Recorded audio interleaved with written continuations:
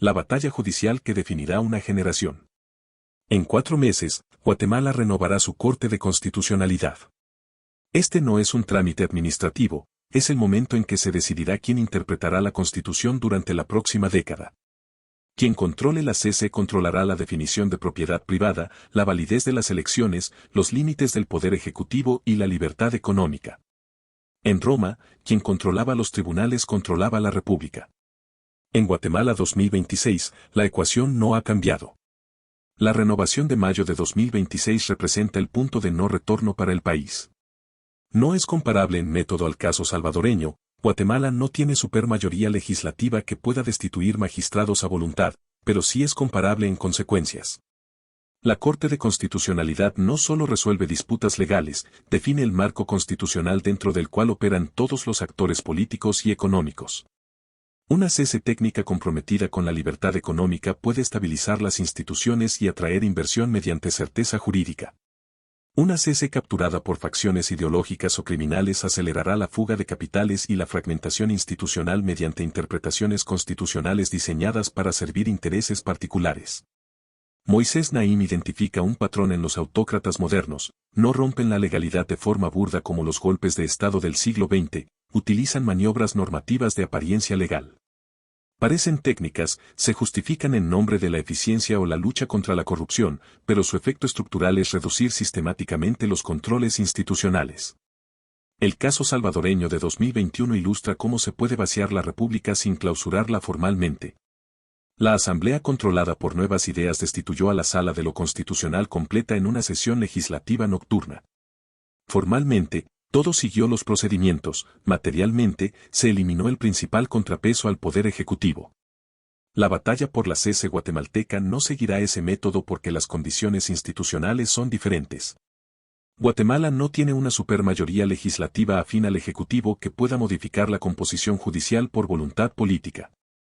El proceso de selección es más complejo, involucrando múltiples actores: la Corte Suprema de Justicia, el Congreso, el Colegio de Abogados, la Universidad de San Carlos y las universidades privadas.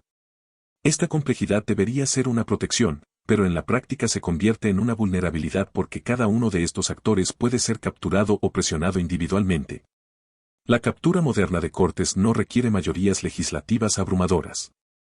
Requiere control de los procesos de selección mediante lo que podríamos llamar arquitectura normativa ad hoc, reglas aparentemente técnicas que filtran candidatos según criterios que favorecen a determinadas facciones. Por ejemplo, requisitos de experiencia específicos que excluyen a ciertos perfiles profesionales, comisiones de postulación cuya composición garantiza resultados predeterminados, o procedimientos de impugnación que permiten vetar candidatos inconvenientes. Todo esto se ejecuta bajo apariencia de legalidad estricta, cuando en realidad es ingeniería institucional para obtener resultados políticos específicos. Guatemala ha experimentado esta arquitectura normativa en años recientes. Los procesos de selección de magistrados han sido progresivamente capturados mediante controles informales que no requieren modificar la ley, sino simplemente controlar a los actores que la aplican. Las comisiones de postulación han sido infiltradas por operadores que responden a intereses específicos. Los procedimientos de impugnación se han usado para eliminar candidatos técnicos bajo pretextos legales que son formalmente correctos, pero sustancialmente arbitrarios. El resultado es que los magistrados que finalmente llegan a las Cortes no necesariamente representan excelencia jurídica, sino que sobrevivieron filtros políticos sucesivos. La composición de la CC que resultará del proceso de mayo de 2026 determinará 5 dimensiones críticas para el futuro nacional. En primer lugar, la interpretación de la propiedad privada. Una CC técnica la protegerá como derecho fundamental inviolable. Una CC ideologizada puede subordinarla a consideraciones de función social que justifiquen expropiaciones o limitaciones arbitrarias. En segundo lugar, el alcance del poder ejecutivo. La CC definirá si el presidente puede gobernar mediante estados de excepción permanentes o si debe someterse a controles institucionales estrictos. En tercer lugar, la validez electoral. La CC será el árbitro final de disputas electorales, determinando qué candidaturas son válidas y qué resultados son legítimos. En cuarto lugar, la libertad económica. Interpretará si el Estado puede regular arbitrariamente la actividad empresarial o si existe un espacio protegido de libertad contractual. En quinto lugar, los límites territoriales de la soberanía determinará cómo se resuelven conflictos sobre control territorial. Particularmente relevante dado el caso de Belice pendiente en la Corte Internacional de Justicia. 4 variables determinarán el resultado del proceso de selección. La primera es la presión internacional. Organismos multilaterales y gobiernos extranjeros pueden influir mediante declaraciones públicas, condicionalidad de financiamiento o amenazas implícitas. Esta presión puede ser positiva si defiende magistrados técnicos o negativa si promueve agendas ideológicas específicas.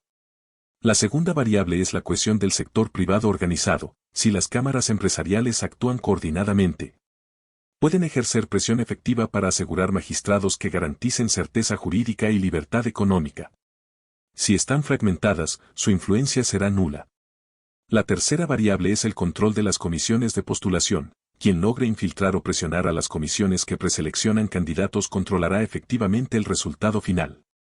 La cuarta variable es la opinión pública movilizada. Si grupos de presión logran generar escrutinio público transparente del proceso, los operadores políticos enfrentarán presión por manipulaciones evidentes.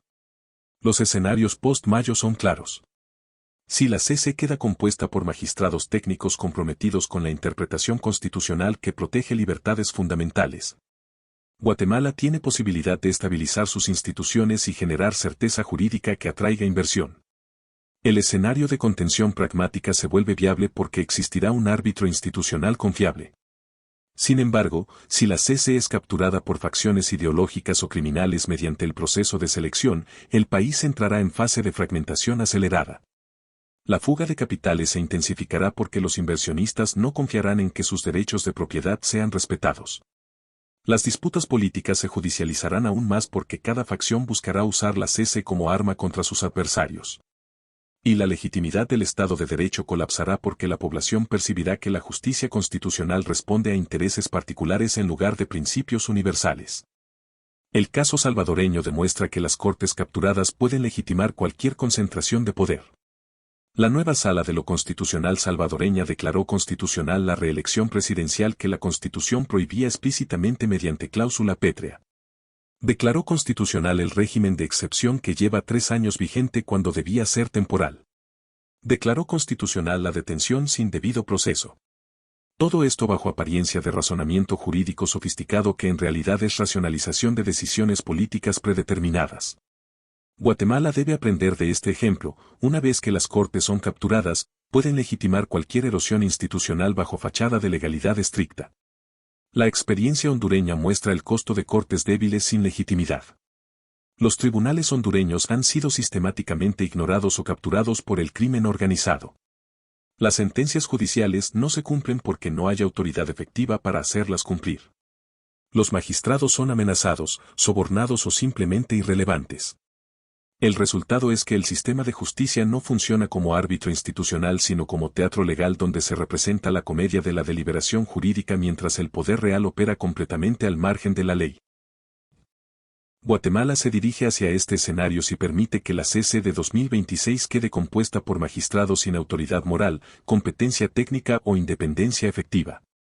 Guatemala tiene una ventana de 4 meses para asegurar que los magistrados de mayo de 2026 sean técnicos comprometidos con la libertad, no operadores políticos disfrazados de juristas. Después de mayo, las opciones se habrán reducido dramáticamente. El sector privado, la sociedad civil organizada y los guatemaltecos conscientes deben actuar ahora mediante escrutinio público transparente del proceso de selección, opinión pública informada y presión coordinada sobre las comisiones de postulación. La alternativa es aceptar las consecuencias del silencio, una década de interpretación constitucional capturada que erosionará sistemáticamente las bases de la libertad económica y el Estado de Derecho.